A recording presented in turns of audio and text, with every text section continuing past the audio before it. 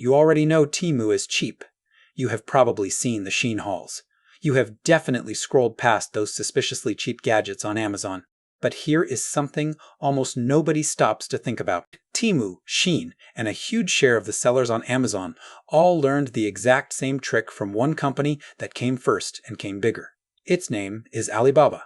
And on Alibaba, you can buy things for prices that make even Temu look like a luxury boutique. A phone case for 11 cents. A pair of wireless earbuds for $2. A dress that sells for $50 in a Western store for $4. 1,000 ballpoint pens for the price of a sandwich. These are not scams. These are real physical products, made in real factories, shipped to real doors. So how is this even possible? How can a company sell actual objects for less than it costs you to buy a cup of coffee and still make money doing it? Today we pull back the curtain on the cheapest marketplace on earth, and I promise you will never look at a price tag the same way again. Drawn simply. If you like understanding money without the hype or the jargon, subscribe. That is exactly what I make here. And stick around, because near the end, I am going to show you something genuinely uncomfortable about the expensive things already sitting in your house right now. Plus, the quiet little loophole that made all of this possible, the one that is being slammed shut as we speak. Let us start at the beginning, because to understand the price, you have to understand what Alibaba actually is. Back in 1999, a former English teacher named Jack Ma started a company from his apartment in China. The idea was simple but huge. China was becoming the factory of the world, full of small manufacturers who could make almost anything. But those factories had no easy way to reach buyers outside their own city, let alone across the planet.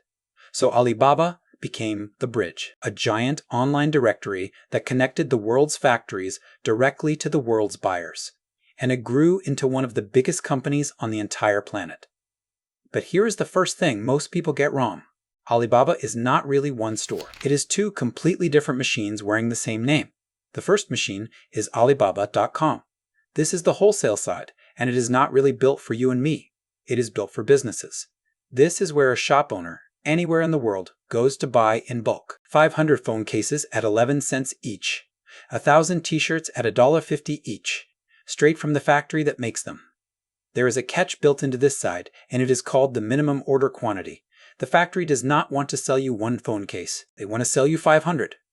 The low price is the reward for buying in bulk. That shopkeeper then takes those 11-cent phone cases back home and sells them one at a time for $15 each. And just like that, a business is born on top of the price gap. The second machine is AliExpress. This is the version regular people can actually use. It took that same ocean of factory sellers and let them ship single items directly to your door, anywhere in the world, no bulk order required. And that one word, directly, is the first secret to the entire mystery. To see why directly matters so much, you have to look at how a normal product reaches you in a Western store. Because the journey is long, and every single stop adds a cost. It starts at a factory where the product is actually made. Let us say it genuinely costs about $2 to produce. That factory sells it to a big brand. The brand adds its logo, its reputation, and a hefty markup. The brand sells it to a distributor, a middleman who moves it around, and who adds another markup.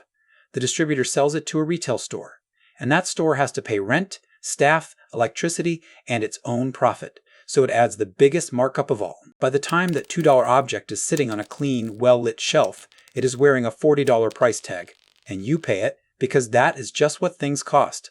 Now here is what Alibaba does. It takes a giant pair of scissors and cuts almost that entire chain out of existence. No brand adding a logo tax, no distributor in the middle, no store with rent to cover, no shelf, just the factory, a cardboard box, and you. You are not buying the product at the end of the journey. You are buying it at the very beginning, before anyone has had the chance to mark it up.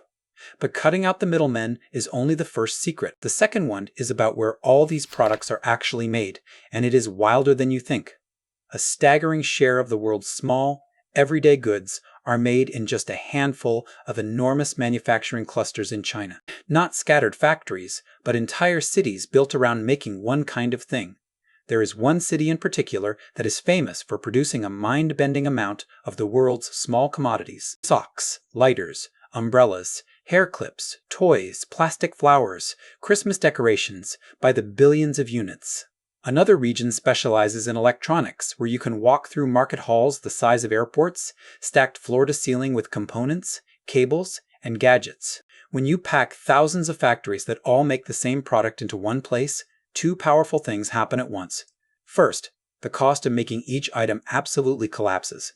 Everything they need is right next door, so materials are cheap and fast. Second, those factories are trapped in a brutal, never-ending price war with the competitor across the street and the one next to them and the 100 others in the same building. Everyone is undercutting everyone every single day just to survive. That vicious race to the bottom is exhausting for them, and it is absolutely fantastic for whoever is buying, which, at the bottom of the chain, is you. The third secret is the one almost nobody thinks about, and it is the quiet hero of this entire story.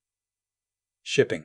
Think about it for a second. You would assume that mailing a $2 item halfway across the entire planet would cost far more than the item itself. It should be impossible. And yet, for years, it was shockingly cheap. Here is why. There is a global system of postal agreements, decades old, that decides how much it costs to send mail between countries. And for a long time, those old rules treated China in a way that made it astonishingly cheap for a Chinese seller to ship a tiny, lightweight package to a country like the United States. Sometimes cheaper than it would cost you to mail that same package one town over. But there was a second, even bigger piece of the puzzle. And this is the loophole I promised you. Most countries have a rule called minimis. It is a simple idea. If a package coming into the country is cheap enough, below a certain value, the government waves it straight through with no import taxes and barely any inspection. It is just not worth the paperwork to tax a $5 phone case. In the United States, that threshold was set very high, at $800, which meant almost every single cheap package from these marketplaces sailed into the country completely tax-free. No import duties, no tariffs, no customs bill. That is a massive hidden discount, quietly baked into every order. So stack it all up, the factory is cheap, the competition is brutal, the shipping was subsidized, and the taxes were skipped entirely. Put those four things together, and you get a phone case delivered to your door from the other side of the world for 11 cents. Now, here is the part that makes this timely. Governments finally noticed. That minimis loophole, the under $800 free pass, is being closed and cracked down on right now, which is a big part of why you may have started seeing prices on Temu and Shein quietly creep up. The magic trick is being taken apart in real time. So, if it is this cheap, what is the catch? Because there is always a catch, and here it is in 3 parts. The first is quality. When you buy the absolute cheapest version of something on earth, you are playing a lottery. Sometimes you pull a genuinely great product that works perfectly for years. Sometimes it arrives already broken or falls apart the first week. You just do not know which ticket you are holding until it shows up. The second is time. That cheap, subsidized shipping was also slow shipping. Your $2 treasure might take 2 or 3 weeks to cross the ocean and reach you. You are not paying for speed. The third is trust. There is usually no real brand standing behind that product. If it breaks, there is often no customer service to call, no warranty to claim, no store you can walk back into. You are on your own. And hovering over all of it is the counterfeit problem. Because these marketplaces are so enormous and so loosely policed, they are also flooded with fakes and knockoffs of famous brands. So you are always trading certainty for a very, very low price. Sometimes that trade is a brilliant deal. Sometimes it is a waste of $5. That is the game. Now here is the part I warned you about, the uncomfortable one, because this is the reason any of this actually matters to you. Go and look at some of the products in your house right now.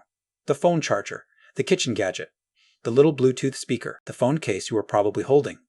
There is a very good chance that a lot of those items rolled out of the exact same factories that sell for pennies on Alibaba.